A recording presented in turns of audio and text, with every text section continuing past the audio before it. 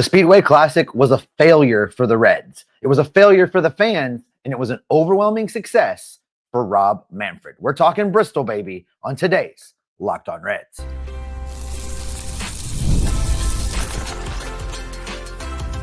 You are Locked On Reds, your daily Cincinnati Reds podcast, part of the Locked On Podcast Network, your team every day. Welcome into the Locked On Reds podcast. Locked On Reds is part of the Locked On Podcast Network. We are your team every day. My name is Steven Offenbaker, and I have been covering the Cincinnati Reds for 7 years now in podcasting form. I'm a lifelong Reds fan. I'm a lifelong baseball fan. I love talking about the Reds. I love talking about baseball, and I love talking about those things with you guys each and every day. So click that subscribe button, click that notification bell so you never miss an episode, never miss any of the great content we've got coming your way. On today's show, the Reds have not been good against their division rivals, and that has to change starting today against the Chicago Cubs. We'll discuss why later on in the show. In a few minutes, I'm going to tell you how the Reds let yet another game that they really had to have get away, and discuss some questionable managerial decisions made in Bristol that may have contributed to that loss. But I'm going to begin with the terrible fan experience over the weekend in Bristol, Tennessee at the Bristol Motor Speedway, and how it really doesn't matter because Rob Manfred is the happiest guy in sports right now. We're going to get all of that information to you on today's episode that's brought to you by 5 Hour Energy Transfusion. Go to 5hourenergy.com today and use the promo code LOCKEDONGOLF to receive 20% off your order. Only valid through September 30th. Order transfusion-flavored 5 Hour Energy shots today. All right. I know you've seen it on social media. I know that you've heard a lot of people talking about it. Pretty much anybody that was there has begun to share their experience of what it was like to be at the Bristol Motor Speedway for MLB's inaugural Speedway Classic on Saturday. From a fan perspective, from a fan standpoint, being down there, I had a terrible time from beginning to end, from arriving at the Speedway to getting into the Speedway, to the fan zone, to getting into the stadium, to the concessions and the merchandise, to the getting to your seats. The whole experience was pretty much terrible. I am going to say that I don't hold the weather against Major League Baseball. I don't hold the fact that it rained against Rob Manfred. I don't hold the fact that Mother Nature interfered at all against Major League Baseball. I do hold against them how they handled it, because they then contributed to the bad experience. They were going to force this game to start no matter what. They were not going to risk the unfathomable thought of actually having to give people their money back. They were going to make sure this game started. They were going to make sure this game finished because they weren't shelling out any money. Let's start with just the arrival to the stadium. Because of the parking situation and just the sheer number of people made the decision to Uber in. That was mistake number one. Getting to the track was fine. We were able to find an Uber. We jumped in the car. We went down. We got dropped off. The line to get into the actual complex of the Motor Speedway where the fan zone was stretched back blocks. So we're from where we got dropped off by the Uber, walked all the way back down to the end of the line to then wait in the line to come back up. That was a very slow process to get in. Gave our tickets, showed our tickets, got through, got into the area that Major League Baseball had set up to be the fan zone. Now, when you think about a fan zone at a Major League Baseball event, say the All-Star Game, say the World Series, you know the size and the scope of that. We've seen those things. We've seen those things in Cincinnati in 2015. We know what that looks like. Major League Baseball did that thing that they do, and they did it the exact way they've always done it, not accounting for the fact that instead of 40,000 people attending their event, 90,000+ people were going to be at this event. There simply was not enough room for everybody. There simply was not enough room to move around, to get in lines, to do things. There was no direction. There was nobody helping organize and maintain organization in lines. So what ended up happening is concessions and merchandise lines ended up snaking all through the fan area or the fan zone. In several cases, because it was so crowded and you really couldn't tell what was going on, the same vendor area, the same merchandise stop, as an example, would have multiple lines all leading to a pinch point where the line was supposed to be. Then we began to see, at least I saw personally, where these lines came together, people starting to yell at each other, push and shove each other, nearly have fist fights with each other. It was chaotic. It was not a fun time. You could barely move around. Um, that really made it hard to enjoy the musical acts that they were going to have. So people began to go inside because it was just too crowded in the fan zone for you to experience any really of what was going on. People were arriving at the Bristol Motor Speedway from 11 o'clock in the morning for a 7 p.m. game. And the crowd just continued to grow and grow and grow and grow. And Major League Baseball did not plan for this, did not have enough supplies on hand to accommodate this. They opened the gates, people started going inside, and it was just a repeat of what was going on outside. The lines at the merchandising stands were 2 hours to get something to purchase. And by the time you would get up there, at least in my case, waited an hour and a half, I think, in that line. And when we got to the front of the line, there was no more Reds merchandise left to purchase. There was some Cubs stuff left. It seemed like the Reds fans outnumbered and I said Cubs, I meant Braves. I'm sorry. Seems like the Reds fans outnumbered the Braves fans. So there was still some Braves merchandise at that particular stand, but nothing really to buy for the Reds. I was going in fully expecting to buy a jersey and a hat, do the things, and then ended up spending $0 because they ran out, which I guess good for me because of the way the rest of the experience went. After waiting in line for an hour and a half there, went and found where my seat was going to be, and it was misting a little bit. Everybody was hanging out underneath the stand, so went back down to try and get some food. 1 hour later, almost to the front of the line, but the Tim McGraw concert was about to start. So left the food line without having been able to get any food. Half of the concessions were closed. The concession had 3 windows on each side, 6 total. They only had 3 open. They were clearly not prepared for the volume of people that were going to be coming through for food. Bristol knows how to handle 100,000 plus crowds of people. The Bristol Motor Speedway knows how to handle 100,000 plus crowds of people.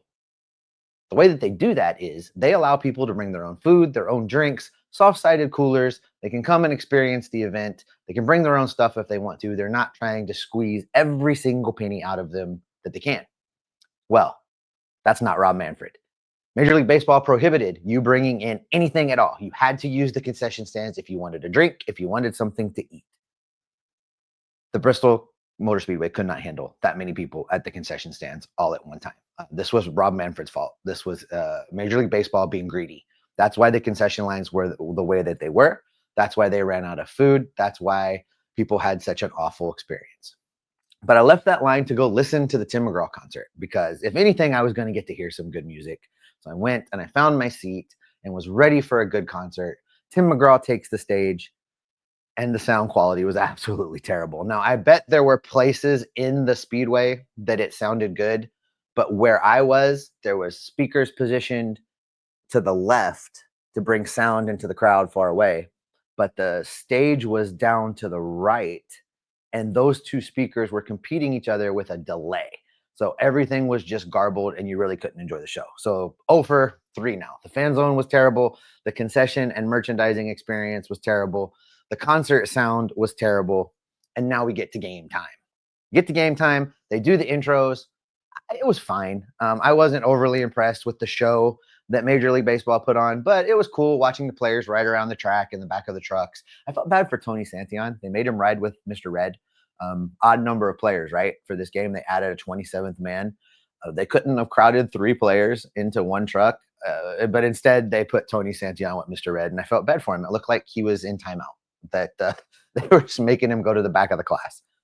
But the beginning happened. We saw Chipper Jones throw out a pitch to Johnny Bench. We saw some fireworks. We saw a nice flyover by the Air Force, but then the rains really came. And this is an old venue. They call it the Last Great Coliseum. It's a very old venue. There were lots of leaks and drips and drops, and there was really no place to get out of the elements and stay dry, no matter where you were. Even underneath, there were large amounts of water coming through in certain places. So for me, I sum it up like this. This was the single worst sporting event I have ever attended in person across any sport. It was bad for the fans. It was a bad experience for me. I was really, really looking forward to this event. Bought the tickets almost as soon as they came out. wanted to be part of the history of it all, the biggest crowd, as Major League Baseball would say, the first game in Tennessee, all of those things. Wanted to be part of that. Left completely disappointed. Total failure. Would not do it again. If I had it to do all over, I would not go anywhere near this event. It was just that bad for me. I'll sum it up as the fans were treated really, really poorly in Bristol, but it was a win for Rob Manfred. Don't expect an apology. He got his money. It was all about money. He squeezed out every penny that he could. He got paid. He got the league paid. That's going to make him happy. And I don't think he cares one little bit if anybody's upset about that at all. The Reds did end up playing a baseball game, though. We're going to get into the baseball all coming up in just a minute, because there were lots of opportunities for the Reds that they didn't take advantage of, and it ended up being disappointing and bad for them. And there were some questionable managerial decisions along the way as well. We're going to get into all of that coming up next.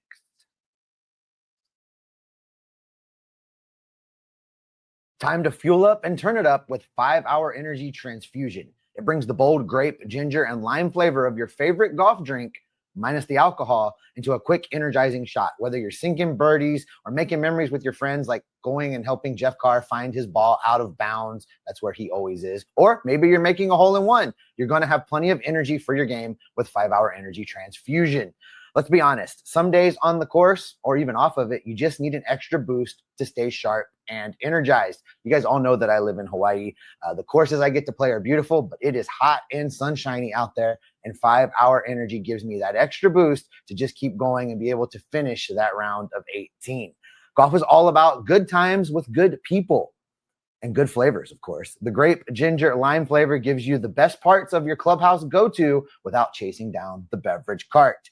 If you go to 5hourenergy.com today, that's the number 5hourenergy.com, you can use my promo code LOCKEDONGOLF to receive 20% off your order. This offer is only valid until September 30th and on one order, and cannot be used with any other promotions. The code is not good on subscription orders. Whether you're meeting up with friends or trying to turn 18 holes into 36, get the energizing boost you need and power through. Order transfusion flavored 5-Hour Energy shots today. Make sure you're subscribed. That way you don't miss any of the great Reds content we've got coming for you. That includes Locked On Reds here Monday through Friday with myself and Jeff Carr. And you're going to get the Reds postcast after each and every Reds game with Tim Daniel live. He goes 15 to 20 minutes after the game finishes. So make sure you click subscribe, click that notification bell. You're going to get those. And if you can't watch us on YouTube, subscribe in the audio feeds. We're on pretty much every single podcasting app that's available out there. All right, there was baseball in Bristol. Now, I got you up to the point where we got through the concert, everything was going on. Johnny Bitch caught the first pitch from Chipper Jones, and we had the flyover, and then the skies opened up. But the Reds were the Major League Baseball was going to get this game going. So they go ahead and take the field. Now, mind you, this is after a 2-hour and 40-minute rain delay. The game did not start on time. The game started at 9:40 p.m. So they take the field, they start playing. It's immediately raining. The Reds run Chase Burns out there. He, for a Tennessee kid, gets the first Major League strikeout in the state of Tennessee in the first Major League Baseball game in the state of Tennessee. That's great. They get the 1, 2, 3 zeros on the board for the top of the first inning. The Reds come out in the bottom of the first inning, and they're cooking. Matt McClain gets on. Ellie De La Cruz follows it up with a single, scores Matt McClain. And then the rains really came. The field was not tolerating the water well. We go back into another rain delay after that. This was a whole situation that could be avoided. The Braves did not run their starter back out there at the 9:40 start. I think they had a pretty good recognition that this game was not going to get completed on Saturday night. I wish that Tito Francona had done the same thing, because what ended up happening is play is suspended on Saturday night, resumed on Sunday at 1:05. The Reds have to come back out. Obviously, you can't go with Chase Burns. You're going to go into the bullpen to cover all of these innings because Chase Burns pitched the night before for an inning. So they go with Brent Sooner. He throws, to his credit, 4 innings nearly of good baseball, but he does allow a 3-run home run. And I wonder if Tito shouldn't have handled this differently. Should he have matched the Braves and not run Chase Burns out there and maybe had him available for today? Maybe. I think the better answer would have been to use somebody besides Brent Suter to open this thing up. There were options. Nick Lodolo would have been pitching on 5 days rest. Could have used him from the second inning on. He would have got you to the 6th, 7th, 8th inning in this game and protected this bullpen. If you didn't want to use Nick Lodolo, there is an argument that you don't want to use him in this game in Bristol that was supposed to be a day off, and you want to save him for the Cubs series. He's going to pitch today. I get that argument. That's fine. You've already announced that you're removing Nick Martinez from the rotation. Now, he would have been on 3 days rest coming off of his last start, but he could have given you 3 or 4 innings if you had chosen to use him there. Could have gone that route. You could have done a lot of different things there to help protect this bullpen and still set yourself up for the series with the Cubs that we'll get into here in just a little bit. I think Tito got this one wrong. I don't believe that Brent Suter was the way to go. I think you have to use another option there, even if it's somebody different as far as a reliever goes. You know, I told you guys last week that I prefer to use Brent Suter in a way that he's bookended by guys that throw hard, messes with the opposing hitter's timing. And really, the Reds pitching did a good job of shutting down the Atlanta Braves, except for White, who homered twice in the game and was really the difference maker. There were a lot of opportunities in this game that the Reds just didn't take advantage of. The absence of clutch hitting. Their leadoff guy was on 4, 5 innings. Plus, they had the bases loaded in the 8th and in the 9th inning, which is probably this is the most criminal part of how they performed. They had the first 2 guys get on base in the 9th inning with no outs, and they couldn't get the runs across. Now, Matt McLain missed a home run by probably an inch. He hit one to the right field corner that it looked like it literally kind of rolled across the top of the wall. It hit the right fielder's glove. So he just missed it, and that would have tied the game, and we might be having a different conversation right now. But the Reds have continued to fail when it matters most, leaving double-digit runners on base, just like they did in the Saturday-Sunday game at Bristol. You look at the opportunities they had, and this is a team that is fighting for its life, that has to continue to compete with the San Diego Padres. They can't let games like this get away. They can't let games that were very winnable, that they should have won. They should have won this game. You look at this game, and it just feels like the Reds should have won this game. And they didn't. They just could not get anybody across when it mattered the most. It makes you wonder about the trade deadline. We did see Andahar make his debut at the beginning of Saturday night's game, but because of the rain and the switches, he was 0 for 2 in this game. Tito switches him out because he's really bad against right-handed pitching, and many people question his defense, although he did make a really good catch in this game before he was lifted.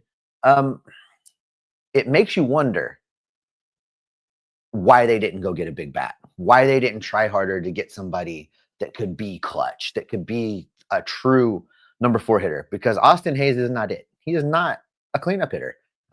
It's very clear at this point in the season that he is not. It's bewildering to me, really, because you can see that this team is just this close. They're this close to being able to win these games and pull within striking distance of the Padres. Now, look, I'm not under any illusion that they're going to challenge to win this division. You know, stranger things have happened. We've seen the Cardinals go on amazing runs. We've seen other teams go on amazing runs. I'm not counting on that with this Cincinnati Reds team. But this Cincinnati Reds team can win the wild card. And they show us many, many times throughout each and every week that they can compete with the big dogs, that they're just right there.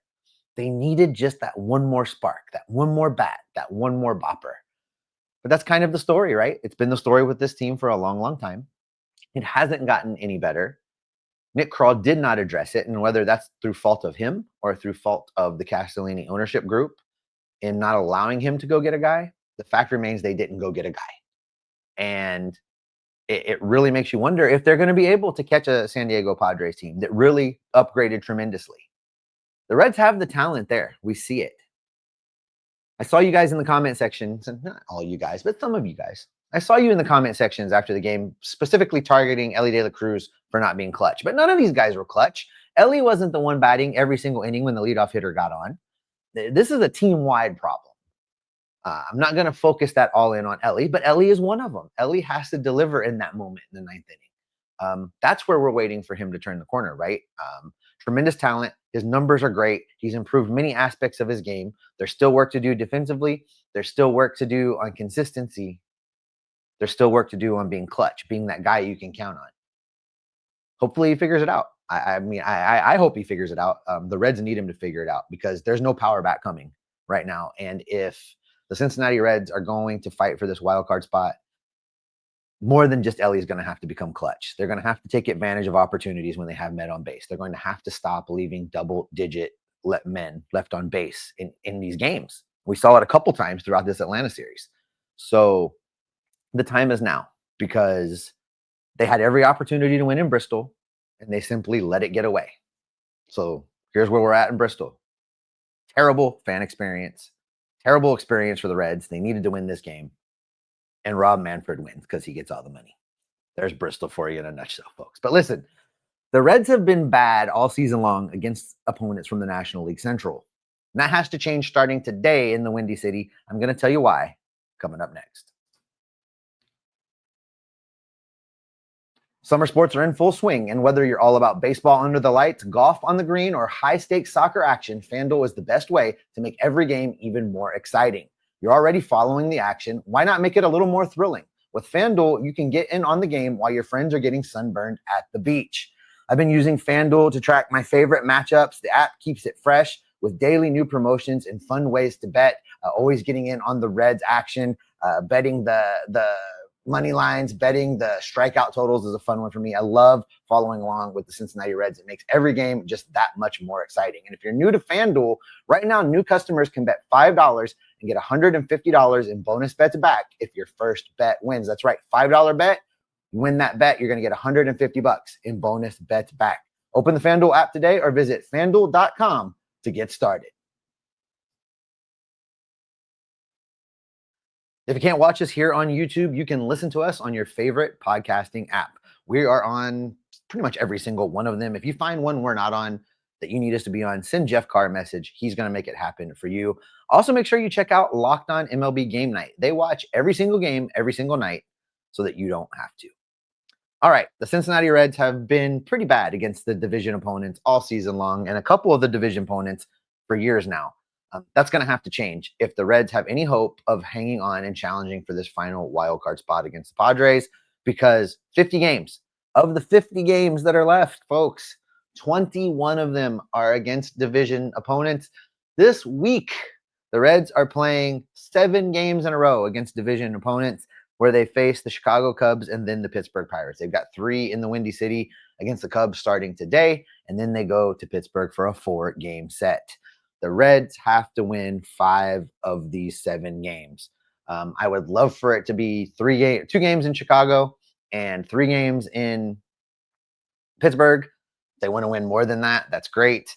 But this is the time for them to get real. This is the time for them to get serious. This is where they're going to have to go out and prove that they can compete against this division, because winning these games is not going to win them the division. I don't see them scratching and clawing their way back into a division lead. Now, it could happen. There could be collapses, but you would need Milwaukee to collapse, and you would need Chicago to completely collapse. I don't see both of those things happening. But the Reds need these wins. They need to win these series because 21 of those games are division games, and they can't continue to lose series within the division and expect to catch San Diego. San Diego will pull away. I think at the time of this recording, they're 3.5 games back of the Padres. They can't fall much farther behind. So it starts in Chicago. It starts in the Windy City. Interesting pitching matchups going on because, as I mentioned in the last segment, Nick Lodolo was not used in Bristol, where he could have been. He's going to be pitching with an extra day of rest today against the Chicago Cubs. Following him is going to be Zach Littell, newly acquired from the Tampa Bay Rays. This is going to make his Cincinnati Reds debut. It's going to be incumbent on him to show Reds fans why Nick Krall brought him in here, why Nick Krall felt like and Terry Francona felt like Littell could replace Martinez in the rotation and Martinez could go to the bullpen. Having Nick Martinez in the bullpen, he should be available. If not today, he should be available out of the bullpen starting tomorrow. that's going to give the Reds a boost that they need in this bullpen. Tony Santillan is rested. It's as rested as he can be, having pitched as much as he has. But he's rested. He was not used in Bristol. Emilio Pagan is rested. He was not used in Bristol. Nick Martinez is available. Graham Ashcraft is available. The bullpen should be ready to go and help the Reds win this series in Chicago. The starting rotation should be rested. Nick Lodolo on extra rest. Next time Chase Burns comes around, he's going to be pretty rested because he threw an inning in his last start because of the rain. Hunter Greene's making rehab starts in AAA. He should be around, hopefully, by the end of the month. The Reds are kind of set up to, if they're going to go on a run, the time is now. And it starts with winning this series in Chicago. It starts with them going to Pittsburgh and winning that series, winning 3 of 4 against the Pirates, where they have struggled. They have struggled against these Pirates for years, and it makes no sense, but it happens. The Reds have to dig in. They have to win these series. You have to do that if they're going to catch the San Diego Padres.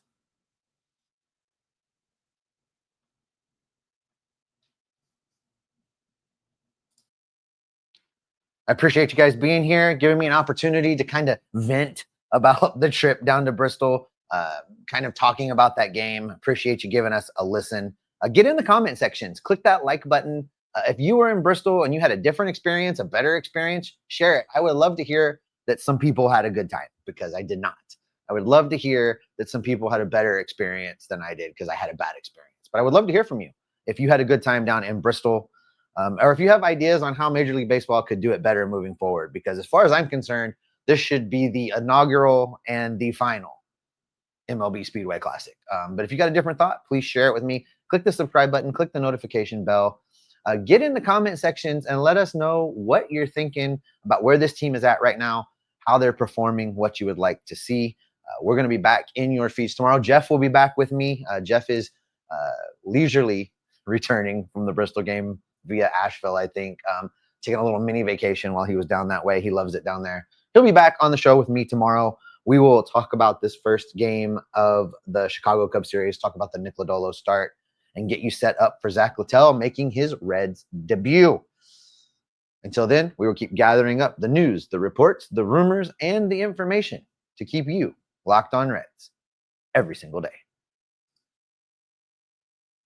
I don't think my shoes are ever going to dry out from Bristol, though.